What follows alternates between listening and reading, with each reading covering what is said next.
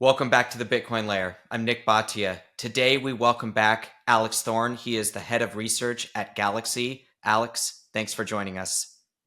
Great to be back here, Nick. Thanks for having me. Of course, Alex works at Galaxy. They are one of the several ETF managers that has come onto the market recently.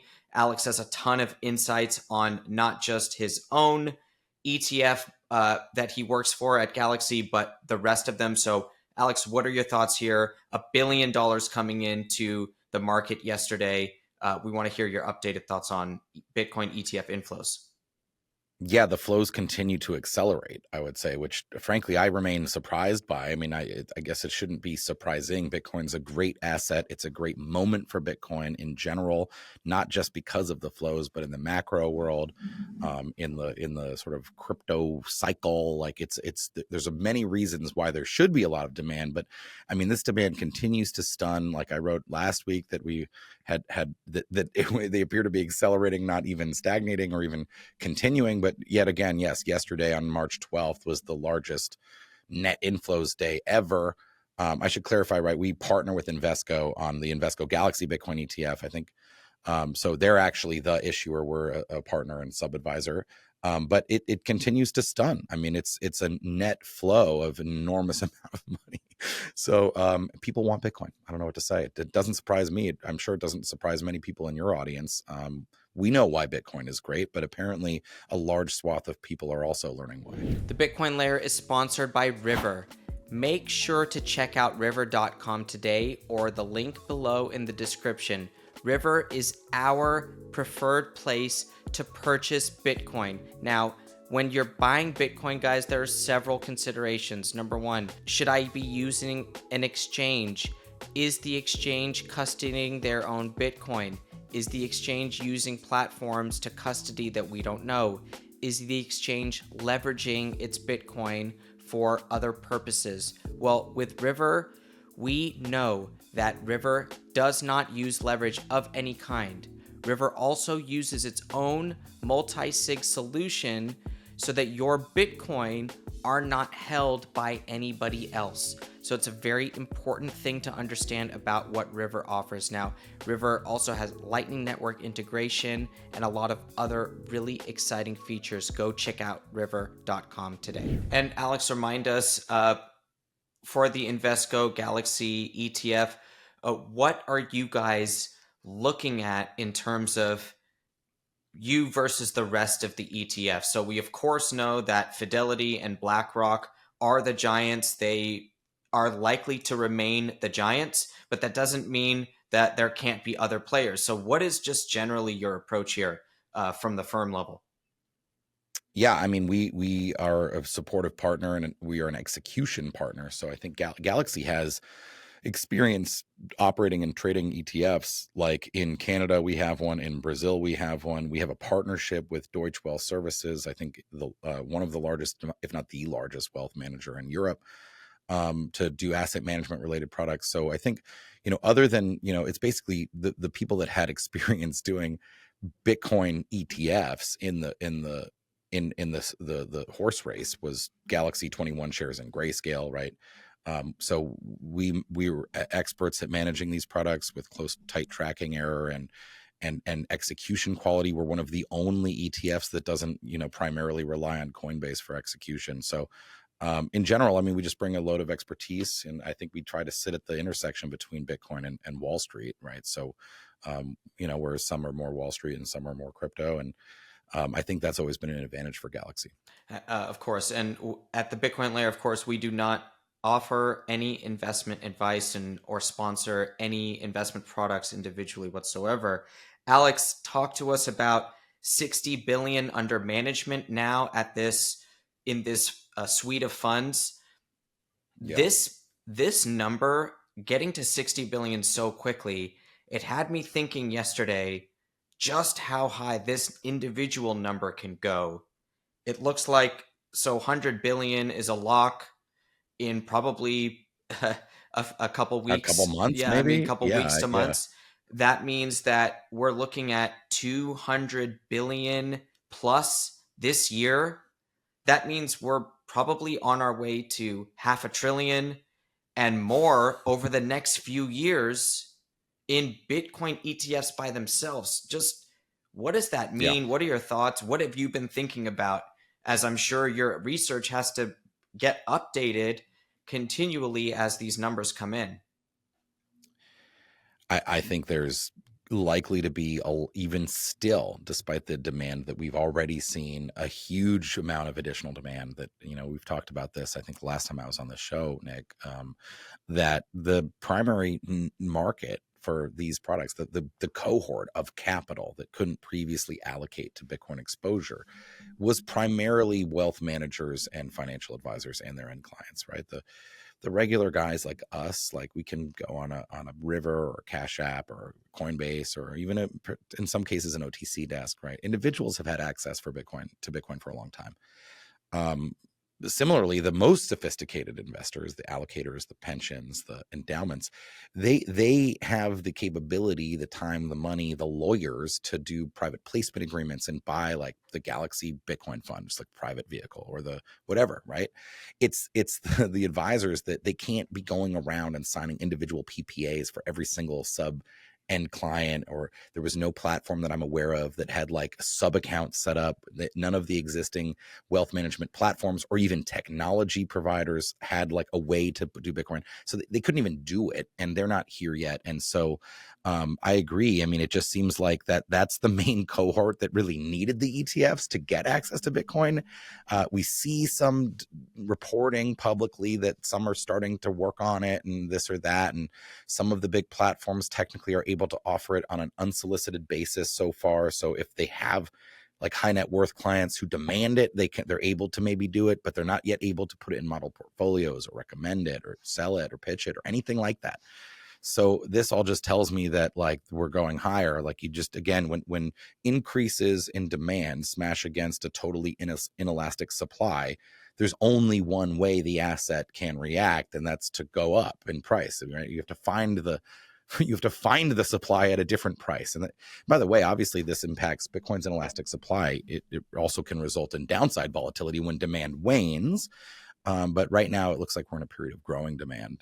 And so I agree. I mean, I haven't actually, we probably should, we predicted 14.5 billion net inflows in year one and said that was very bullish. By the way, we said that could lead, I believe where we came out with some moon math was that could cause Bitcoin price to rise to 75,000. Well, we've basically had 15 billion or so of net inflows and we're almost at 75,000. So actually even I'm finding a way to declare victory on our prediction, which we made in October, even though it looks like we will dramatically underestimate the total annual flows. I mean, 14, 15 billion, like we're not close to stopping. It doesn't look like I said, it's accelerating. So it's been really exciting to watch. Yeah, it's okay to ratchet them up, especially after they've become realized. Yeah. I want to emphasize two things that you said here. Number one is that they're not here yet, referring to a lot of these assets. So the price has doubled off of the initial inflows from the initial people that have access to these vehicles, which are, of course, everybody that has the ability to trade their own account, brokerage account, but a lot of the larger wealth houses, as we've talked about and we discussed yesterday with Caitlin Long, those papers haven't been signed and approved yet. And so it's not on the menu yet, which is incredibly bullish from a big picture perspective. The second thing I want to emphasize is that you said we have to find supply at a different price. And that's really, it goes back to economics 101, with supply and demand meeting at an equilibrium price. If the supply isn't available, the price has to go up to bring those coins to market. So let's segue that with some on-chain study. We've been talking about realized price, but let's not talk about that now. Today, let's talk about coin days destroyed. We have a chart here for the viewers, but just explain. Imagine, Alex, that they have some basics on UTXOs and realized price, and this idea that we are looking at the movement of UTXOs through time, but then take it from there. What is coin days destroyed, and what are you looking at, and what is the signal for the viewer here? I love this metric. It's one of the ones that I rely on occasionally because it doesn't require very many assumptions, right? You can pretty much like trust the on-chain data to tell you something meaningful without needing like a bunch of caveats. And many of the on-chain signals require some. It's similar to why I like the realized cap as well. So the coin days destroyed is effectively a measure of, let's say I buy one Bitcoin and I hold it for 500 days and then I transfer it on chain, right? So it moves once into my wallet, then I do nothing for 500 days, then I transfer it, right? I've now destroyed 500 of its coin days. The idea is sort of just calculating the time between when it between its movements on chain, right? So its last movement in particular, if you do that for every piece of supply, every UTXO, every piece of coin on Bitcoin and aggregate it on a daily basis. So for every coin that moved today, we look at every single of those transfers and calculate the days for each between today's move and the last time it moved on chain. So it's a way of just understanding like the age of coins that are moving, right? Which can be helpful because we can get a sense of like, are old coins moving or are new coins moving, right? And in general, the idea is that old coins have a lower cost basis. So that might mean if old coins are moving, that people are taking profit, right? And that perhaps old supply is coming online to be that supply at the current price, right? So, wow, maybe 72 point whatever it says, 373,070 is the block clock over my shoulder at the moment. Maybe that's my moon. Maybe I was in it for some time. And you could see the sort of the aggregate age of coins. And it can be used as a signal because, and if you look at the chart, right, it's actually one thing that's really fun about this chart too, is that it actually highlights some notable like non-signal, some notable noise here. But like, for example, look in 2019, this is the highest day ever, it looks like, for coin days destroyed, right? According to the chart. And this was effectively like the BCH BSV split. There was a period of major FUD in 2019. This like October, November 2019, if I recall.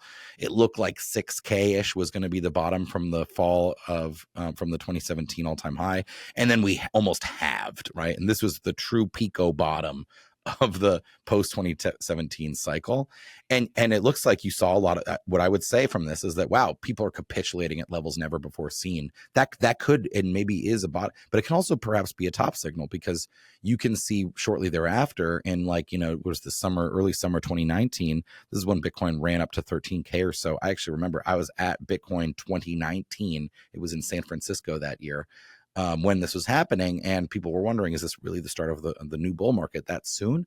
But anyway, it looks like a lot of people may have brought coins online right there, maybe causing the top. You see something similar in early 22 after the second double top from the 21 cycle. But the funny thing is that one in 22. So basically, if we look from the right to the left, the most recent peak, which is at the beginning of 2022, this is actually not an investment signal. That's why you have to know how to use this chart. This was actually the US government finding and seizing the stolen Bitfinex coins. So in several of these other ones are also US government seizures of what ended up being very old coins. So you got, like all of these, you've got to apply some additional context, but I do like it. It gives you an idea of the age of coins that are moving.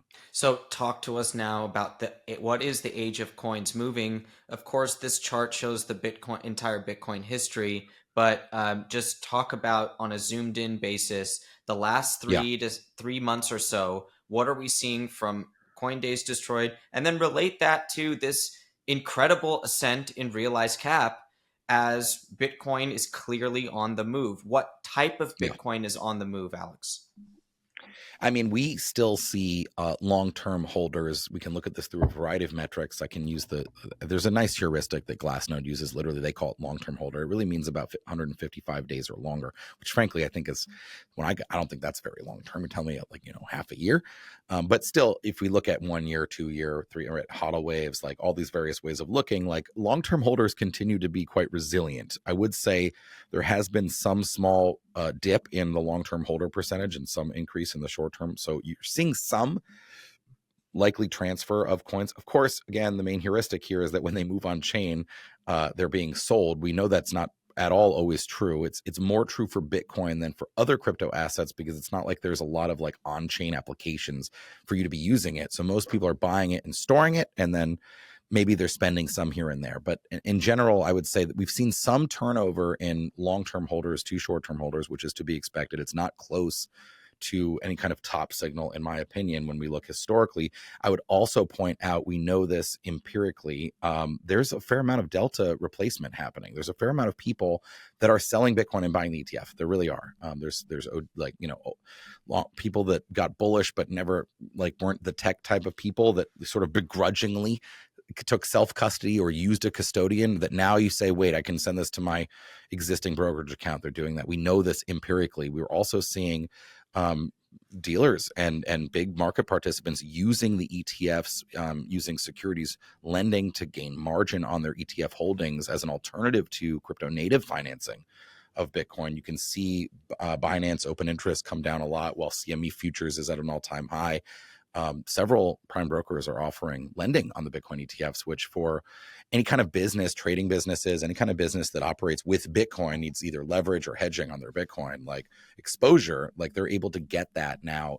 And there's a new source of lending and borrow, thanks to the ETF. So we don't quite have options yet, but we expect eventually you'll be able to trade options on the ETFs, which will also further impact on the market. In fact, broadly, not just Coindays destroyed, but other on-chain metrics too. I expect you're going to need increasingly more context in order to actually use them as signal, as an increasing supply of Bitcoin becomes held in market access vehicles and other things. Although I don't think, if I had to guess, that you'll ever see more than 20% of Bitcoin supply held in these ETFs.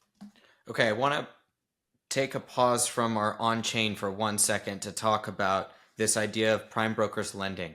So I want to break that down for the viewer. Is what you are talking about a dynamic in which an investment manager has cash, let's say $1 million cash, goes out into the market, buys Bitcoin ETF shares, sends out the cash, takes the shares onto the balance sheet, then sends the shares to the prime broker, borrows $500,000, goes to the market, buys $500,000 worth of shares, and then takes those onto the balance sheet. Now you have 500,000 in debt, but you also have 1.5 million in Bitcoin ETF shares. So you've leveraged your position in a raw share only prime broker lending collateral sort of way. Is that accurate? Is that the core activity that you are describing? And then maybe add some color for us.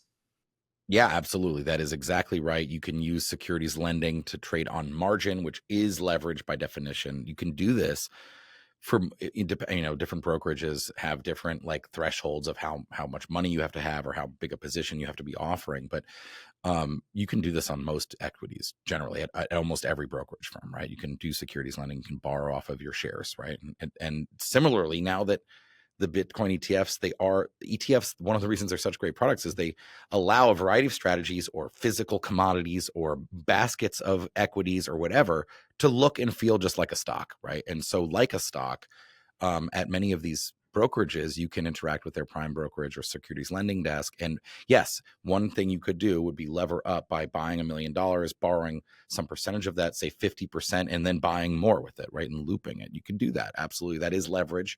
There's risk to that, no doubt, significant risk, frankly. But you could also borrow off it to buy a house. I mean, you could borrow off it to buy other stocks or bonds or anything you want, right? In the scheme of things, you're now posting your shares of whatever equity it is, as collateral for a loan, basically. And so that now you can already do things like that throughout the Bitcoin market infrastructure, but the Bitcoin market infrastructure players have had to build that, right? Spot Bitcoin, lend and borrow has been a big business in crypto markets, except that, well, now you got the big boys are here too. So that it's going to disrupt. And by the way, obviously the most of the lending firms that catered to individuals did quite poorly over the last sort of Bitcoin cycle, and several bankruptcies from that.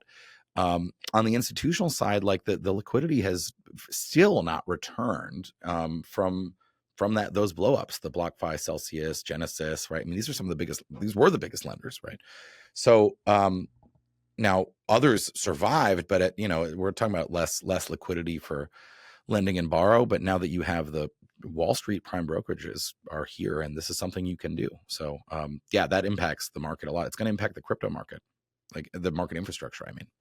Talk to us about OTC markets. It's a concept we want people to be more familiar with. This is the over the counter market for Bitcoin. It is essentially the non ETF market and the non cryptocurrency exchange market as well. So we're not talking about Coinbase here and other crypto exchanges. So what is the dynamic going on with OTC desks? The rumors that they're struggling to find their current client base to bring coins onto the market.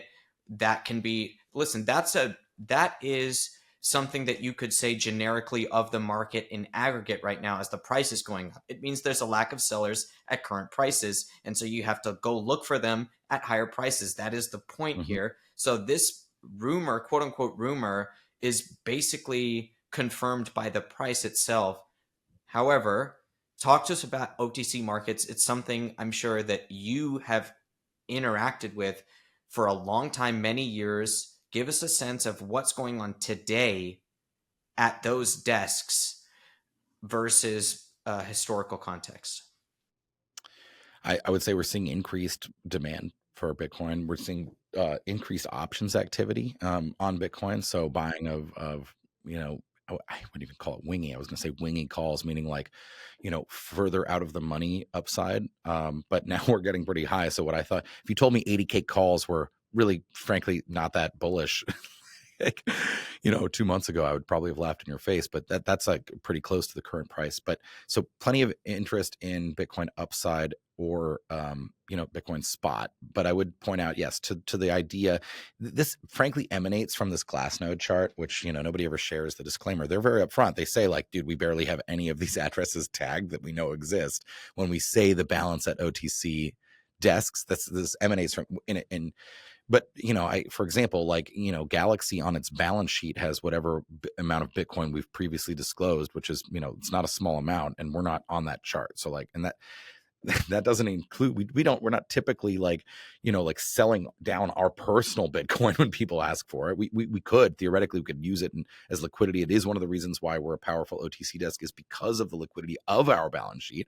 But I'm saying we're not out of Bitcoin literally on our balance sheet as an OTC desk and trading company. And I see that chart go to zero. So take that with a grain of salt. But yes, to the broader point, I mean, there is demand, and we've seen days where our counterparties are seeking a lot of Bitcoin, and we've seen the price go up as we and others have serviced it. Like, it's just, this is a demand driven market. It's not a stock to flow driven market. It's a demand driven market where we have a set amount of supply. And it's not just that, like the model that Satoshi, and by the way, Peter Willa, people don't realize that the 21 million was correctly codified actually with BIP42 is something I was talking to people about. Like, actually Satoshi's model would have actually had it go to 2140 or so and max out and then start again.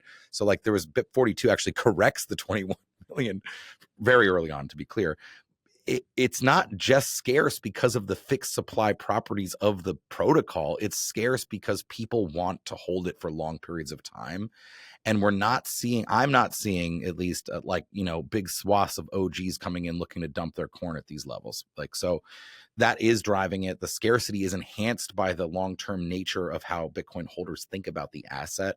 So we know we're not running out of coins. And of course, if we don't somehow have coins to give you, like, OTC desks will use smart order routers or talk to the other OTC desks or hit the exchanges themselves on TWAPs or VWAPs or however they want, right, to source the coin. Like, so markets don't ever really run out, like in any type of market. It's not just Bitcoin. If people have enough demand, prices will accommodate. That's why free markets are great, because they don't require price setting, right? They regulate themselves based on supply and demand in terms of how much things should cost. So yeah, you can't ever really run out of coins because somebody will always be willing to sell at some price.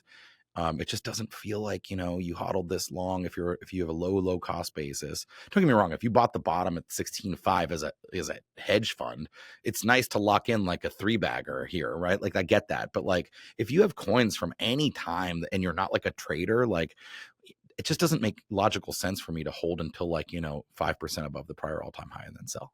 Like that just seems, like I guess. And I've read some real doom posting on Reddit from somebody who's like, oh, I finally got back and I sold it, 60 to get most of my money back, and now I'm feeling terrible. And it's like, yes, you shouldn't have done that. Like we're not going to like almost come. To me, this asset goes to infinity or it goes to zero. There's not like some weird middle ground, and obviously over a long time frame. Of course. Alex, I want to ask you about the Peter Woola comment that you said. So, of course, just tell us the story early in Bitcoin's history. When was this? And when was BIP42? And for people that might not know, who's Peter Woola? Yeah, so Sipa, I hate to dox his name, but he's a truly maybe truly among the most important Bitcoin developers in Bitcoin history.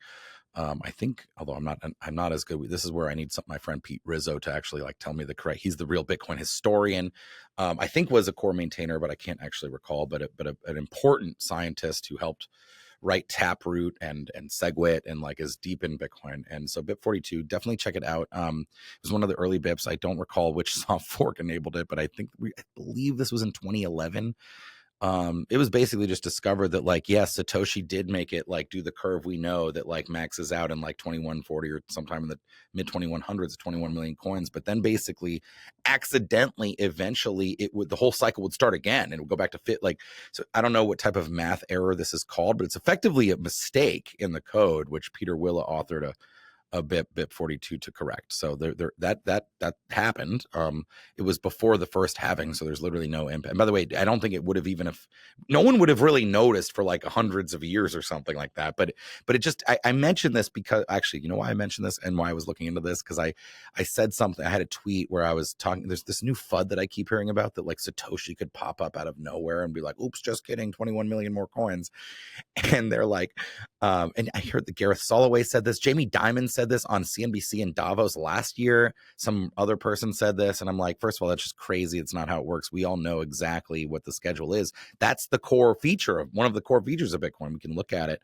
But it actually is true that technically there might have been a mistake made.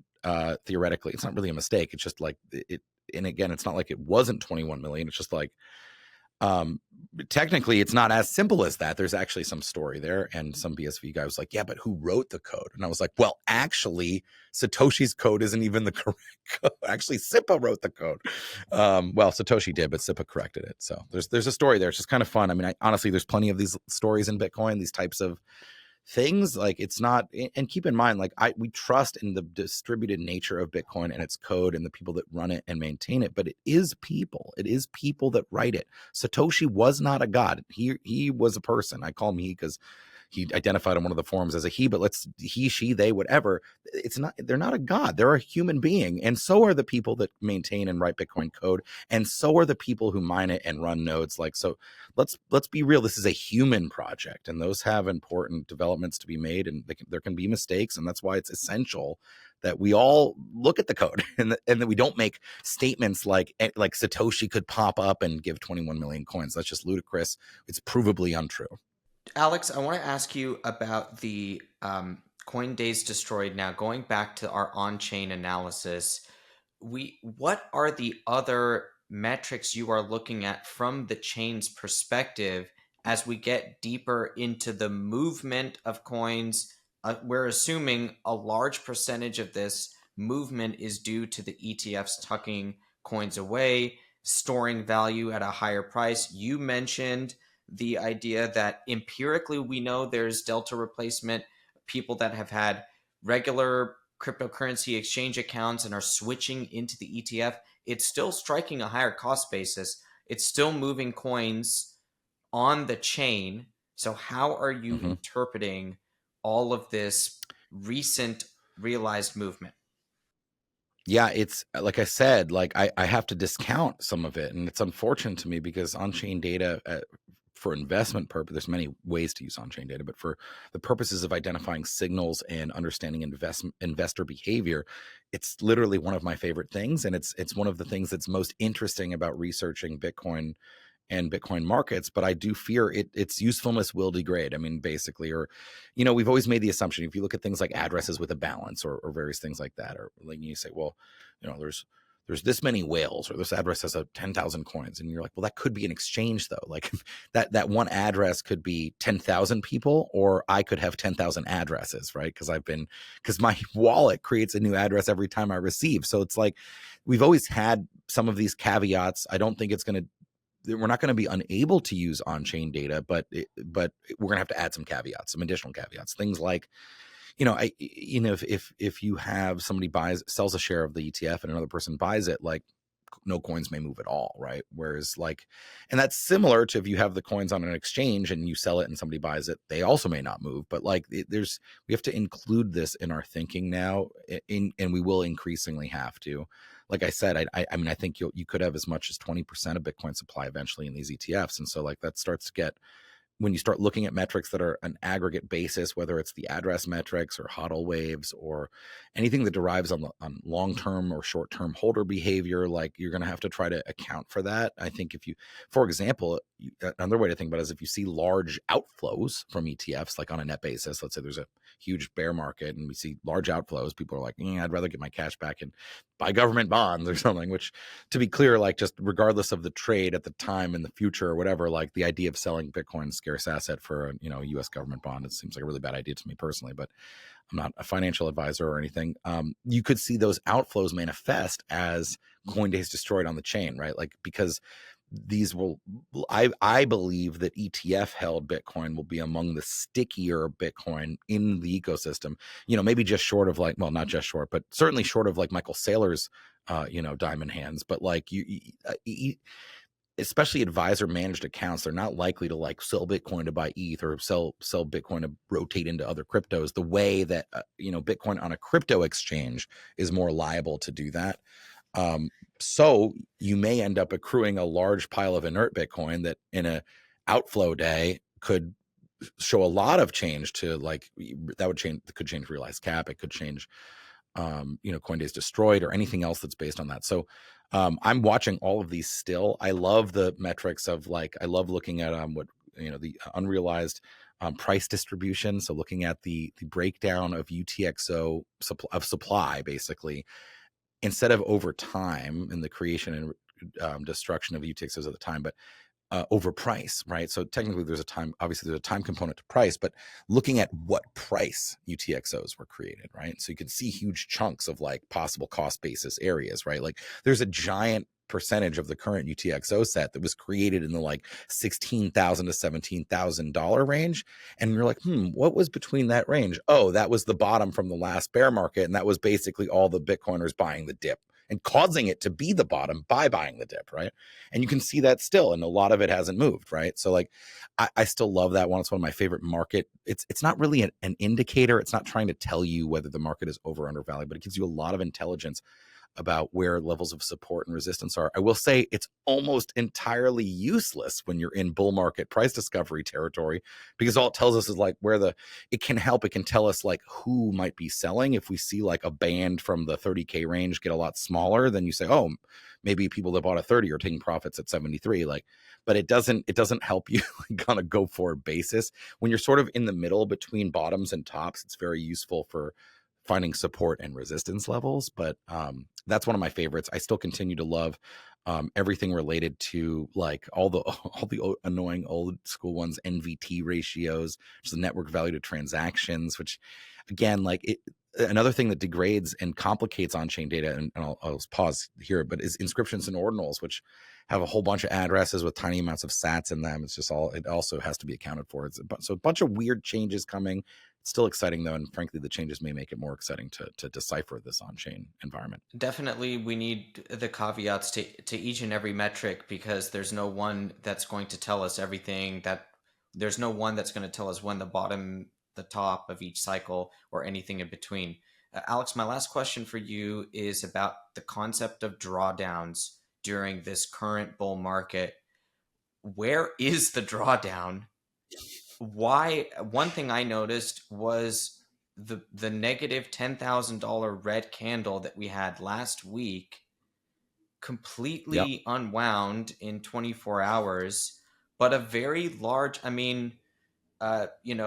almost a 15% decline top to bottom during that, and Yeah. which is what's a good healthy pullback. But where are the larger pullbacks? Why aren't they lasting? Is this purely just systematic buying? What's going on with drawdowns? Yeah.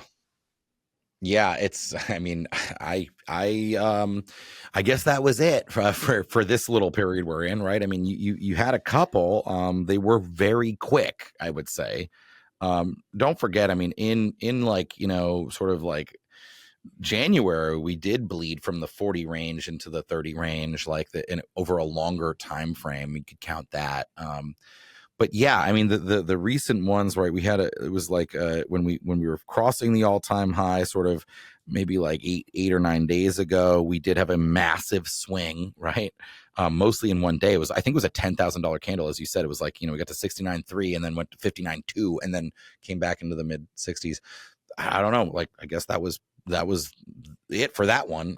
I should say we're definitely going to see many more drawdowns, even if this is a very long, prolonged bull market. So, like, for some context, in 2017, just from January 1st to December 17th, so January was, we were in the very, we were in a couple $100 range, I think, if I recall.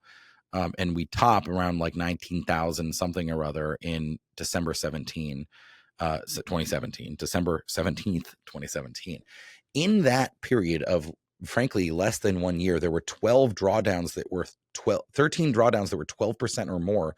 12 of those were 15% or more, and 8 were 25% or more. So this was not a smooth line, right? Like, and by the way, I was there for this, and there was one in particular, a brutal 40% downturn just basically over Labor Day weekend in 2017. Call it like maybe from sort of peak at the time, all-time high, to this low of what this drawdown ended up being, maybe like 10 days, where we thought like, okay, that's it. We peaked at like $5,000. We dumped to $3,000. Like, that's the end of the bull market, right? Like, there's no way to know when you're there that actually it's going to go from, it's going to triple, it's going to quadruple. No, wait, it's going to quintuple. No, wait, it's going to go up 6x from there, like in 3 months. You don't know that, right? We didn't know that. And then, so this is very common. Again, I said there were 12% plus drawdowns in 2017 from the COVID March low of March 12th, 2020, which is almost 4 years exactly from today, to the first of the peaks in 2021, April 14th, 2021. There were 10% plus drawdowns, and many that were over 15, several that were over 20, right? So, I mean, I'm just looking at the chart now, 18%, 26%, like 20% drawdown, 28% drawdown. Again, when Bitcoin so my point with this is not to say that calling the top because of a correction, I think, is folly if you're in a secular bull market. Like, now, it's possible if this is a cycle, and I don't know, I'm not saying it's not, but like, again, we don't know. Maybe everyone buys this ETF and then governments all buy it, and then we all put on central banks and the floor is way higher than we think. That's totally possible. That's a bullish view. But again, like bull markets, this is why we say they climb a wall of worry. Like, you don't know that it goes to 20,000 in 2017 in May. You don't know that. And so when it loses 30%, people get scared. I'm here to tell you that the prior two bull markets were filled with these moments, right? So yeah, I don't know where it is. It's going to be hard for a significant pullback to come if we keep seeing these ETFs demand. I mean, that's why we would see it more. This market is not currently driven by Bitcoin traders. It is driven by ETF flows. That's just a fact. Absolutely. And I mean, that means that if you go from 100,000 to 75,000, it's a 25% drop. It's totally in context. And then it could go up 4x from there to 300,000, and you wouldn't. Which happened multiple times in prior bull markets. And that people, it's crazy. And that people at 75 after the 25% drawdown just won't be aware or ready for that, so they'll sell. Alex Thorn, thank you so much for joining us today at the Bitcoin Layer. We appreciate your insights, and please tell people where they can find your work. Yeah, thank you, Nick, my friend, for having me back. And check us out, galaxy.com/research or Intangible Coins on Twitter, on X. Thanks, Alex, and we'll catch you guys next time. Special thanks to River for sponsoring this channel. purchase Bitcoin without any fees when you use River's DCA feature. River has become our trusted source of accessing the Bitcoin market because they don't use any third-party custodians. This is a very, very important thing to understand. River is not using another company to store the Bitcoin for them. They have their own multi-signature solutions, which means that they have designed their own way to make sure nobody else has responsibility for the Bitcoin for the time that you have River hold your Bitcoin for you on their platform once you have purchased it. So go check out river.com today. Thanks for sticking with us. As always, at the Bitcoin Layer, subscribe to our channel, subscribe to our Substack at thebitcoinlayer.substack.com so that you can follow along our latest research and analysis.